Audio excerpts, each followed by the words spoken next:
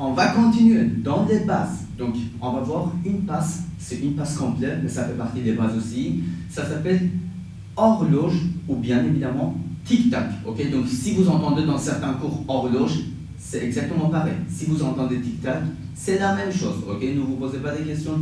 Tous les profs ont raison, de toute façon. Ici, notre horloge au tic-tac, j'explique séparément. C'est un pas de base de 3 temps en avançant. Nous, les garçons, en avance sur le 1, en avant sur le 2. Ici, je garde le point de course sur mon pied droit. Ma partenaire, elle garde son point de course sur son pied gauche. Donc, je ne bouge pas le point de corps. Ici, je joue avec les épaules. On marque, on remarque, on remarque. 3 fois. Ensuite, on effectue un pas de base de 3 temps en arrière. Je recule et marque. Ok, 1, 2, 3, je tape, je recule.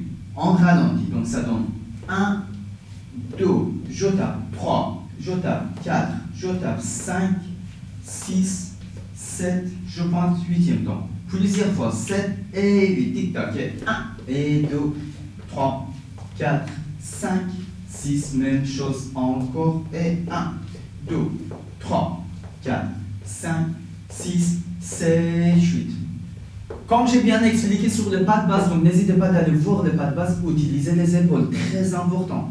Parce que la petite distance que vous décidez, les pieds, je donne un exemple, si vous voulez que le pied droit de votre partenaire à la fin, ça part trop en arrière ou un petit peu en arrière, ça c'est vous que vous êtes en train de faire les garçons.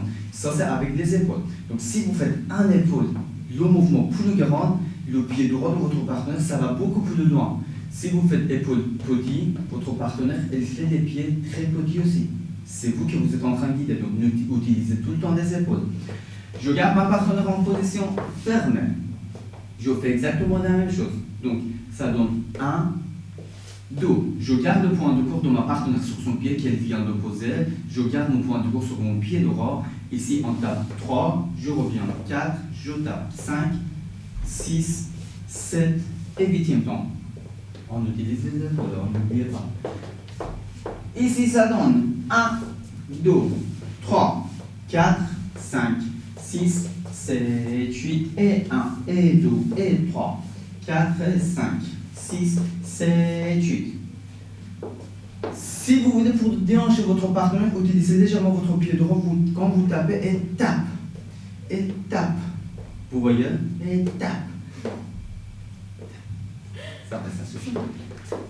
Donc, je le fais une fois dans cette position-là. Ça donne 1, 2 pour taper. On descend légèrement et tape. Et retape. Et on retape. Ok? Donc ça, cette technique-là, utilisez tout le temps.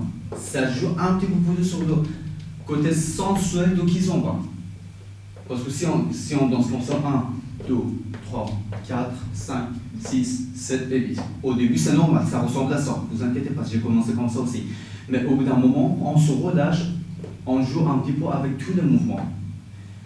Sur les côtés. On profite exactement la même chose. Notre tic-tac ou horloge. 7 et 8. 1, 2, 3, 4, 5, 6, 7, 8 et 1, 2, 3, 4 et 5, 6, 7, 8. 5, 6, 7, 8.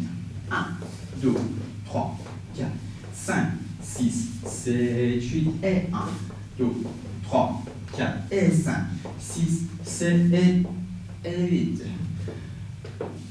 Horloge est fait, tic-tac est fait. Maintenant, une fois que c'est bon, c'est fait, réviser, re-réviser encore. Passons en étape suivante une fois que c'est bon. On like, on s'abonne, on active la notification, le lien de notre site internet, le lien de notre page Facebook BS School. Abonnez-vous, on est en train de donner pas mal de cours de salsa avec Kizomba en plein centre Paris. Si vous aimez de prendre des cours en direct avec nous, en live, en 3D, n'hésitez pas. Venez, vous êtes le bienvenu. Merci beaucoup et à bientôt.